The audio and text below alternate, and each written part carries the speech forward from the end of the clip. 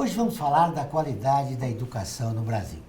O Programa Internacional de Avaliação de Alunos, PISA, é realizado a cada 3 anos com o objetivo de avaliar o desempenho escolar em diversos países. Dos 70 países avaliados, o Brasil ficou na 59ª posição. Para melhorar essa triste realidade da educação, ONGs como a Rede Marista de Solidariedade oferece gratuitamente educação de qualidade em 23 unidades educacionais espalhadas por 18 cidades de 4 estados do país.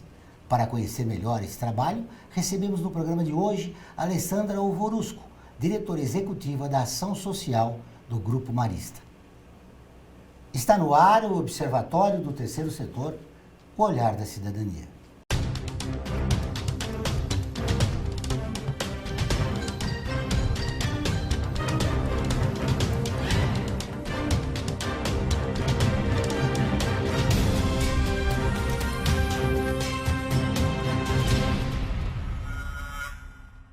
O Observatório do Terceiro Setor mostra pessoas que trabalham para a melhoria da sociedade, além de divulgar e interagir de forma comprometida com as organizações de interesse social.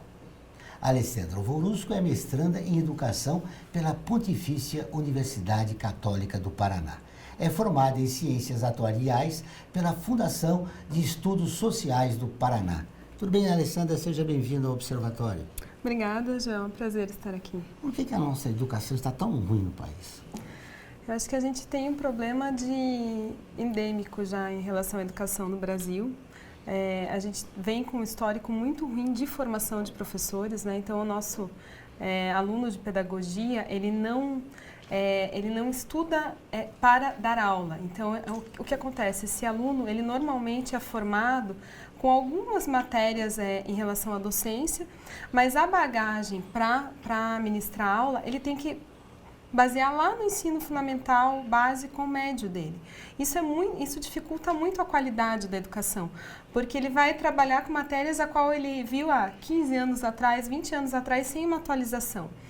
A gente tem, tanto no setor público quanto também no setor privado, uma dificuldade muito grande de encontrar pessoas interessadas também na docência. Os cursos de licenciatura, principalmente quando se fala de letras, né, português, inglês, matemática, física, a gente tem uma baixíssima adesão, né, dos estudantes de graduação para esses cursos. Isso limita muito as opções de professores, de docentes para docentes especialistas tanto para o Fundamental 2 quanto para o ensino médio. Então, isso vai gerando um círculo vicioso. A gente tem uma dificuldade com o professorado, essa dificuldade se reflete no alunado e aí os ciclos vão se sobrepondo. Então, a gente vem com um histórico muito ruim de educação. Bom, feito o diagnóstico, o que deve fazer para mudar essa realidade? A gente tem trabalhado muito na questão de formação de professores. Então, hoje, um professor que trabalha conosco nas nossas escolas, ele tem uma carga formativa grande. A gente sabe que esse professor ele vai vir de uma universidade, às vezes, com algumas deficiências, né? Existem hoje muitas formações também à distância que impedem o estágio, impedem uma apropriação maior da sala de aula. Então, a gente trabalha muito com o processo formativo, né? Para trabalhar conosco, a gente fala, tem que gostar de estudar. Então, a gente coloca em marcha essa questão do estudo contínuo, seja numa pós-graduação, no mestrado, no doutorado. Eu acho que esse é um diferencial das escolas que têm uma proficiência maior e têm resultados acadêmicos acima do esperado, mas você tem que conciliar isso também com uma educação cidadã, né? Então, a gente nunca fala de qualidade na educação, a gente fala de qualidade social na educação. Esse menino, essa menina que está conosco, ele tem que ser protagonista da sua vida, né? Ele tem que, a partir do que ele aprende na escola, conseguir executar um projeto de vida que passa pela universidade, ingresso no mercado de trabalho, pesquisa, empreendedorismo. Então, é um conjunto de coisas. Eu acho que tem uma questão formativa do professor, tem uma questão da valorização da carreira docente também, né? Que não acontece atualmente. Que hoje não acontece. A gente tem muitas dificuldades em trilhas de carreira, tanto no ensino público quanto no privado. Hoje a gente trabalha com uma trilha de carreira muito clara dentro dos nossos espaços, né? Então o professor sabe o que é esperado dele. Existem, inclusive, algumas coisas que são um tanto tabus falar em educação, mas existem metas de aprendizagem, a gente fala sobre metas de aprendizagem. Então, um aluno nosso, um educando nosso, ele tem que atingir alguns objetivos, salvo se ele tem alguma situação específica, algum laudo, alguma dificuldade de educação. Então, essa questão também de clareza do que se espera desse professor, né? De você dar todo o suporte e ele ter clareza de aonde ele tem que chegar com esse aluno. Por que a carreira de professor é tão desvalorizada no país? Eu entendo que existe uma questão de remuneração, que é um ponto importante. Existe também um histórico do perfil do aluno, principalmente do curso de pedagogia e licenciatura. São os vestibulares que se entendem como mais fáceis de ingressar, então nem sempre esses alunos fazem uma opção por essa carreira, mas muitas vezes eles vão para essa carreira como algo possível de acessar, nem sempre isso é sua vocação primária, né, de educar. Eu acho que isso é um primeiro problema, e depois nós vamos para as questões de remuneração, de condição de sala de aula, a questão da própria violência.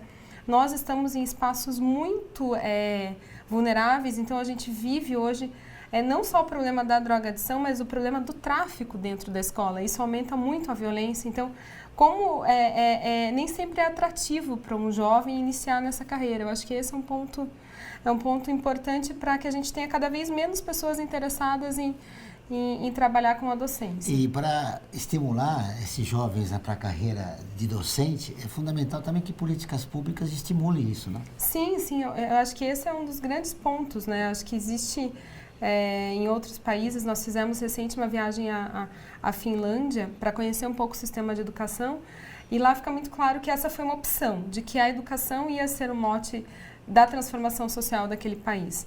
Eu entendo que a gente vem engatinhando, tivemos algumas melhoras, algumas pioras, mas não existe uma intencionalidade clara de se educar com o primor que a criança merece. Então, a gente vem numa decrescente. Damos alguns passinhos e voltamos atrás. Acho que as políticas públicas ainda não são o suficiente para o que a gente precisa. O problema seria porque as diretrizes educacionais são iguais para todo o país? Sim, eu acho que essa questão do não respeito à cultura local também é um problema, né? Os currículos, eles são padronizados e a formação é padronizada. Ao mesmo tempo, existe uma confusão entre a centralização e descentralização estadual, né? Então, a gente vê, por exemplo, São Paulo, que nós atuamos, diferenças muito grandes do currículo e da formação que se propõe para a capital quanto para as cidades do interior. A gente percebe que não há uma intencionalidade de respeitar localmente e uniformizar somente as diretrizes principais em relação aos conteúdos que se precisa absorver aí durante a vida acadêmica. Você sabe que uma das matérias mais lidas no Observatório, que tiveram uma repercussão incrível, foi a remuneração dos professores. Uhum. O professor no Brasil é um dos que ganha menos no mundo inteiro. Uhum. Sim.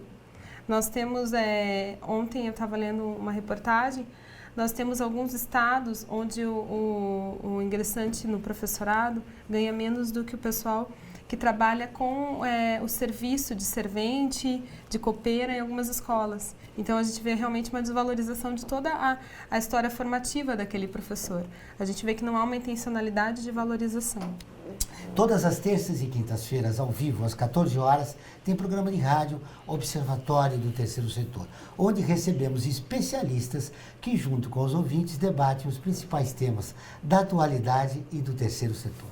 Você pode ouvir pela Rádio Trianon AM 740 ou em qualquer lugar do mundo, pela internet, seu celular, computador ou tablet, pelo link que aparece na sua tela.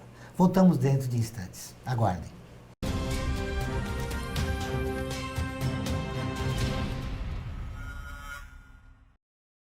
A FIA é muito mais que uma escola de negócios. É graduação, pós-graduação, MBA, mestrado e consultoria para empresas. Isso faz diferença. Conheça a FIA. Olá, eu sou Laura Gelbert, da ONU News. Notícias das Nações Unidas e do mundo você acompanha na página e nos programas do Observatório do Terceiro Setor, parceiro da ONU News. E para acompanhar diretamente a ONU News em português, acesse nossa página e redes sociais. Até lá!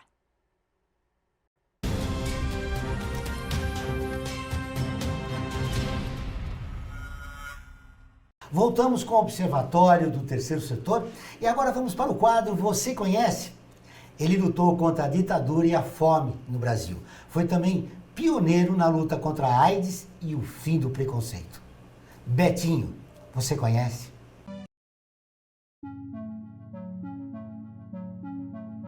Herbert José de Souza Betinho nasceu no norte de Minas Gerais, em Bocaiúva, em 3 de novembro de 1935, junto com seus 2 irmãos, o cartunista Enfio e o músico Chico Mário. Herdou da mãe a hemofilia e desde a infância sofreu com outros problemas, como a tuberculose. Foi criado em ambientes inusitados, a penitenciária e a funerária onde o pai trabalhava, mas sua formação teve grande influência dos padres dominicanos. Graduou-se em 1962 em Sociologia na Faculdade de Filosofia e Ciências Humanas da Universidade Federal de Minas Gerais. Durante o governo João Goulart, assessorou o MEC, chefiou a assessoria do ministro Paulo de Tarso Santos e defendeu as reformas de base, sobretudo a reforma agrária. Com o golpe militar em 1964, mobilizou-se contra a ditadura, sem nunca esquecer as causas sociais. Porém, com o aumento da repressão, foi obrigado a se exilar no Chile em 1971. Lá assessorou Salvador Allende até a sua deposição em 1973. Conseguiu escapar do golpe de Pinochet, refugiando-se na Baixada Panamenha. Posteriormente, morou no Canadá e no México. Durante esse período, foram reforçadas suas convicções sobre a democracia, que ele julgava ser incompatível com o sistema capitalista. Em 1981, juntou-se com os economistas Carlos Afonso e Marcos Arruda, fundou o IBASE, Instituto Brasileiro de Análises Sociais e Econômicas, e passou a se dedicar à luta pela reforma agrária, sendo um dos seus principais articuladores. Nesse sentido, conseguiu reunir em 1990 milhares de pessoas no aterro do Flamengo, no Rio de Janeiro, em manifestação pela causa. Betinho também entregou a forças que resultaram no impeachment do presidente da República, Fernando Collor de Mello. Mas o projeto pelo qual se ele imortalizou provavelmente foi a Ação da Cidadania contra a Fome e a Miséria pela Vida, movimento em favor dos pobres e excluídos. Em 1986, Betinho descobriu ter contraído o vírus da AIDS em uma das suas transfusões de sangue, a que era obrigado a se submeter periodicamente devido à hemofilia. Em sua vida pública, esse fato repercutiu na criação dos movimentos de defesa dos direitos dos portadores do vírus. Junto com outros membros da sociedade civil, fundou e presidiu até sua morte a Associação Brasileira Interdisciplinar da AIDS. 2 de seus irmãos, Enfio e Chico Mário, morreram em 1988 por consequência da mesma doença. Mesmo assim, não deixou de ser ativa até o final da sua vida, dizendo que sua condição de soro positivo o forçava a comemorar a vida todas as manhãs. Betinho morreu em 9 de agosto de 1997, no Rio de Janeiro, já bastante debilitado pela AIDS. Deixou 2 filhos, Daniel e Henrique. Em 18 de agosto de 2010, a Comissão de Anistia concedeu à família de Betinho uma indenização mensal, além de um montante retroativo em razão da perseguição política sofrida por ele durante a ditadura militar. Ai, que figura, né? Uma figura. Ele lutava contra a fome, que ainda é um grande problema do nosso país. Sim. A gente, nos espaços onde nós atuamos, a gente tem hoje 39% do nosso público em miséria, em pobreza extrema, né? Então, a fome, eu acho que é um dos pontos relevantes quando a gente fala de qualidade na educação. É um grande desafio para a educação, né? Sim. Como é que você ensinar uma criança que tem fome? A gente sempre fala que não adianta, né? Primeiro a gente dá comida. Então, hoje no espaço nosso, a criança entra e toma café da manhã, entra e almoça, não tem como fugir disso. Acho que a alimentação, e a alimentação balanceada, né? A gente tem as nutricionistas que trabalham conosco. Esse é um ponto bastante importante. Quando nós trabalhamos com a educação integral, que a criança chega de manhã e sai no finalzinho do dia, nós oferecemos de 4 a 5 refeições, porque nós sabemos que ali é a refeição principal dessa criança. Tem algumas crianças que nós sabemos que vão para casa e retornam no outro dia sem ter feito nenhuma refeição com a família. Esse é um quadro que ainda existe. Para a população de baixa renda, no ensino fundamental é importante que o sistema seja integral, né, para a criança. Sim. Eu acho que a grande questão da escola é o papel que ela tem como acesso a outros direitos, né? Então, a gente trabalha, quando fala dos maristas, trabalhamos com educação, mas na perspectiva da defesa de direitos das crianças, dos adolescentes e jovens. como a educação sendo o primeiro direito, a partir dali ela entenda que ela é portadora de outros direitos e os acesse. Então, a gente trabalha muito com a questão de incidência política, quando percebemos, então, cada unidade nossa tem uma assistente social, quando a gente percebe que tem alguma criança em extrema pobreza, precisando de alguma questão médica, algum atendimento específico, então é feita uma incidência com aquele município, com aquele estado, para que essa situação se resolva. Porque quando se fala de uma criança que vai para a escola ou debilitada por conta de fome ou já com a saúde comprometida, dificilmente a gente vai ter grandes avanços, né? Principalmente falando da primeira infância até os 7 anos, onde a alimentação é muito importante para o desenvolvimento, né? Cerebral, cognitivo, motor. Então a gente tem que trabalhar sempre coordenado. E esse é um dos pontos que impacta, às vezes a gente não mede isso, mas impacta significativamente nos indicadores que a gente tem no PISA. Nós temos muitas crianças que vão para a escola com fome. É importante que essa faixa da população conheça os seus direitos.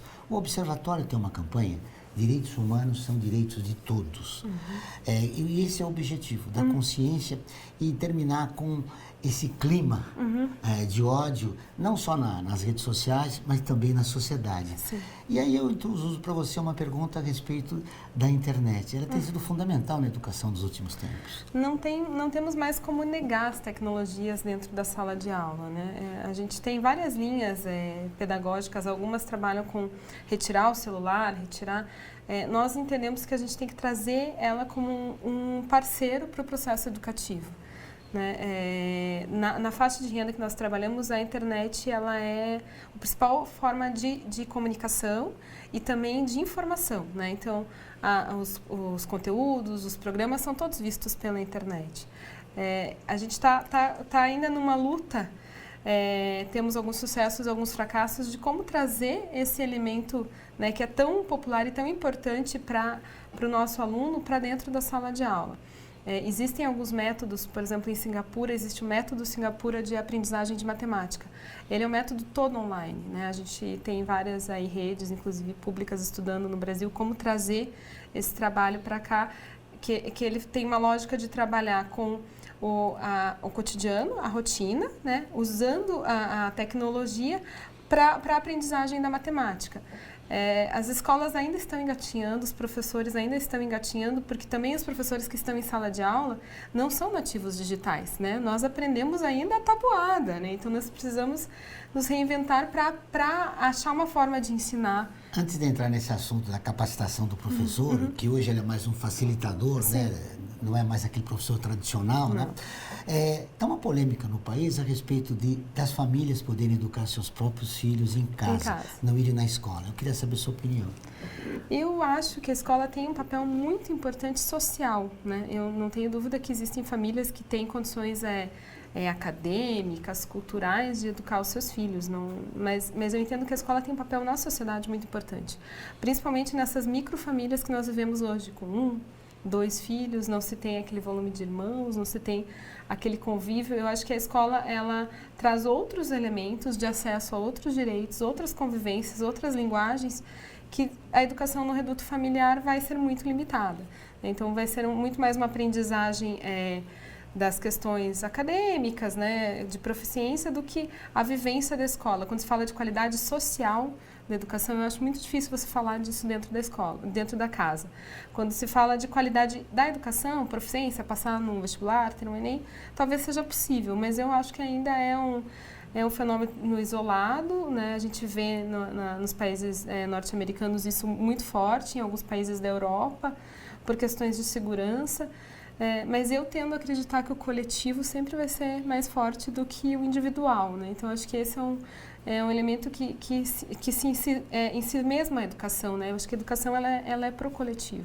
Ou seja, é uma instituição importante na interação social entre as várias classes. Sim, e a relação também, né? Com a professora, com a diretora, com o colega, ela é muito diferente da relação que você vai ter com a sua mãe, com o seu pai, com a sua avó. Eu acho que há um aprendizado de convívio social e de comportamental na escola que, dentro de um ambiente com os mesmos atores familiares, fica um pouco comprometido. Saiba como adquirir computadores, notebooks, servidores e CPUs para você, sua empresa ou ONG, por um preço justo, assistência técnica, garantia de 1 ano e ainda contribuir com o meio ambiente. Acesse observatório3setor.org.br. Clique no banner Remaker. Nós vamos para um pequeno intervalo.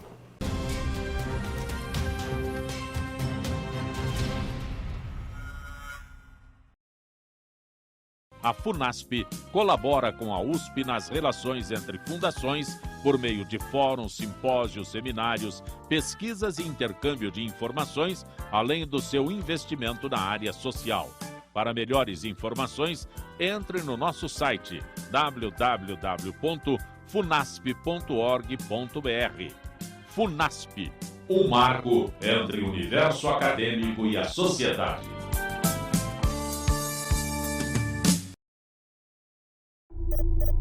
Internacionalizar a economia afeta o seu emprego? Para onde vai o Brasil? Ter opinião sem análise é só repetição. Repetição, repetição, repetição, repetição, repetição, repetição, repetição, repetição. Informação é importante. Análise é fundamental. Le Monde Diplomatique Brasil. Independente e crítico.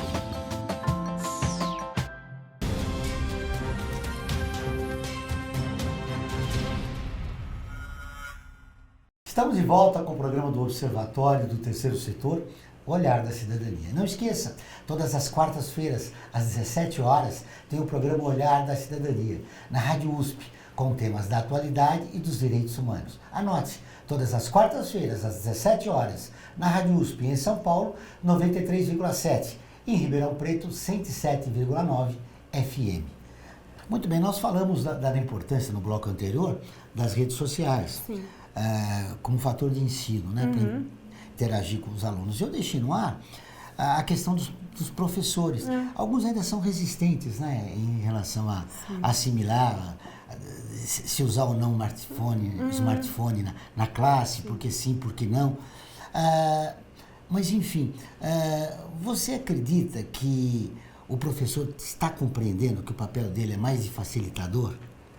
E não é mais aquela figura central na sala de aula? Eu acho que é um processo sofrido, né? Eu acho que para as novas gerações talvez já estejam sendo formadas como, né, facilitadores.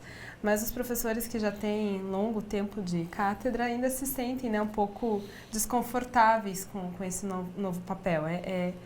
É um processo, né? À medida que o professor vai se testando e percebe os ganhos para ele e para os alunos nessas novas metodologias, isso vai se tornando mais fácil, mas eu percebo que ainda há um pouco de dificuldade. Na educação básica, onde nós estamos, os professores são mais jovens, mas quando se vai já chegando nos anos finais do fundamental, no ensino médio, a gente já tem alguns professores com mais bagagem e que foram se formando e forjando a sua carreira num formato mais tradicional e que ainda estão fazendo esse caminho. E aí, quando se fala de ensino superior, acho que é mais difícil. A gente tem professores com 30 anos de casa, 35 anos de casa, que precisam se adaptar e ainda, né, se sentem um pouco inseguros. E também de perder um pouco, né, esse domínio. Eu acho que essa é a grande questão. Tem essa questão do professor, do seu papel, da questão da disciplina, que faz parte do processo de aprendizagem, que não pode se perder totalmente, mas como transformar essa disciplina em combinados, né, que as coisas continuem funcionando sem que se exija aquela questão do comando e controle, que é a lógica da educação tradicional. Então, eu percebo que existem exercícios, e quando a gente vê que o professor testou e se sentiu à vontade, ele vai mais adiante. Então, a gente tem aí alguns casos de sucesso de utilização de tablets. Nós temos aí alguns casos de sucesso de alunos que estão desenvolvendo apps, né, aplicativos, que hoje eu acho que o grande sonho de cada adolescente é desenvolver o seu aplicativo, tem uma ideia. Então, a gente vê alguns professores que estão mentorando. A gente tem conversado muito sobre esse papel dos professores e formado muito eles para mentoria, para tutoria, né? Porque, na verdade, o que a gente está propondo é um papel ainda mais forte na vida desse aluno, desse educando, mas com um pouco mais de domínio, um pouco menos de domínio. Ou seja, os professores formados na época pré-internet são os mais resistentes, né? Sim, são os que sofrem mais porque não usam nem no seu dia a dia. Então, para ir para a sala de aula é muito difícil, né? Às vezes é uma pessoa que não usa o WhatsApp, que não usa o Facebook e, de repente, vê aquela linguagem dentro da sala de aula e se sente invadido. Bom, falando nessa ferramenta ferramenta fundamental, né, para a educação no momento. Como você acha que deve ser desenvolvido um método para dialogar com as crianças? A gente lembra muito do Piaget, do Montessori. Qual é o método ideal para a criança, levando em conta essa nova ferramenta? Sim, a gente tem trabalhado muito na educação infantil com os conceitos de Reggio Emília, né, que é uma região da Itália, que eles trabalham muito com a questão do protagonismo. Também acompanham um pouco a linha de Montessori, mas trabalham mais com essa questão da autonomia, né, de tudo estar na altura das crianças, dessa interação, para que eles se formem como cidadãos autônomos, protagonistas, donos aí do seu projeto de vida, empoderados. Então a gente vem trabalhando muito nisso, também temos algumas características do sócio-interacionismo, mas a nossa dinâmica educativa, ela trabalha muito com a participação. Então, a gente tem espaços de participação efetiva dos educandos. Nós tivemos agora, recente, faz um mês, um educando nosso, ele esteve em Genebra, no dia do debate geral da ONU, né? Foi bem interessante, um menino de 16 anos. Então, a gente tem muito essa dinâmica de debate, de participação inclusive nas tomadas de decisão da escola, no orçamento da escola, né? Uma lógica muito participativa. E esses fóruns que nós fazemos de adolescentes e jovens vão empoderando. Então, nós tivemos esse menino, o Gabriel, ele teve em Genebra e foi o único speaker brasileiro. Né? Então, de 16 meninos que falaram do mundo inteiro, tinha um brasileiro, que é nosso, da Rede Marista de Solidariedade, e que foi, o tema da fala dele foi Salvem a Minha Escola. E ele foi falar exatamente do que ele percebe do descaso com o pedagogo, do descaso com o professor, né, da dificuldade que é trilhar esse caminho aí na área de educação. Ou seja, estão formando verdadeiros cidadãos, né, Isso. para um Brasil melhor, né? Isso um aí. futuro melhor no país. Como essas crianças chegaram na Rede Marista? A gente tem um histórico, né, que eu acho que é importante falar para que se entenda a nossa atuação. A Congregação Marista, ela surgiu, né, com o Marcelino Champagnat, e ele tinha um olhar muito para a educação dos vulneráveis, dos pobres mesmo, né, falando na linguagem que ele usava na época. Então, ele criou um método de atender os pobres e atender os ricos e conseguir equilibrar suas contas para manter essa missão. A gente, os maristas estão no Brasil há mais de 100 anos, sempre com uma atuação tanto nas elites financeiras quanto com os pobres, nas regiões de fronteira. E como que funciona o acesso dessas crianças? As nossas crianças são as mais pobres da região, então o nosso critério de acesso para uma bolsa hoje na nossa rede de solidariedade é renda. A menor renda vai ser sempre privilegiada, por isso que a gente tem um volume gigantesco de crianças que estão ali na linha abaixo da pobreza, né, que se enquadrariam na miséria extrema, como se chama hoje pelo IBGE. Esse é o nosso conceito de acesso, são 7.300 crianças hoje que nós atendemos. Né? É um número expressivo. É um volume bastante significativo, estamos em 18 cidades, 23 unidades, então e o nosso objetivo é cada vez crescer mais, né? A gente tem buscado parceiros, a gente tem vários projetos conjuntos com prefeituras ou mesmo com a iniciativa privada, porque o nosso objetivo é atender cada vez mais, mas com qualidade. Né, que cada aluno nosso consiga sair da nossa escola e consiga executar o seu projeto de vida, de trabalho, academia, pesquisa, o que for do seu desejo. Para fechar nossa entrevista, se o telespectador conhece uma comunidade muito pobre no nosso país, e onde é coberta pela Rede Marista, né, que são 23 unidades, né, que deve fazer para se inscrever? Bom, para conhecer um pouco mais o nosso trabalho, a gente, né, pode consultar o nosso site, o site aí da Rede Marista, acho que vai estar abaixo. E quem está nessas comunidades pobres e conhecer uma escola marista, tem que nos acessar, ir até lá, fazer sua inscrição. O nosso objetivo é atender cada vez mais crianças. Né? A gente está sempre também buscando parcerias com prefeituras, com iniciativa privada, para aumentar cada vez nosso atendimento. Né? Estamos agora inaugurando em breve mais uma escola e queremos inaugurar muitas ainda nos próximos anos. Muito bem, parabéns pelo trabalho, foi um prazer conhecê-la e obrigado pela entrevista. O programa do Observatório do Terceiro Setor dessa semana fica por aqui, mas para continuar nos acompanhando, acesse o nosso portal observatorioterceirsetor.org.br.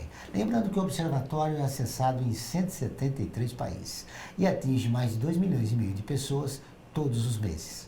Voltaremos na próxima semana com o Observatório do Terceiro Setor, o olhar da cidadania. Até o próximo programa.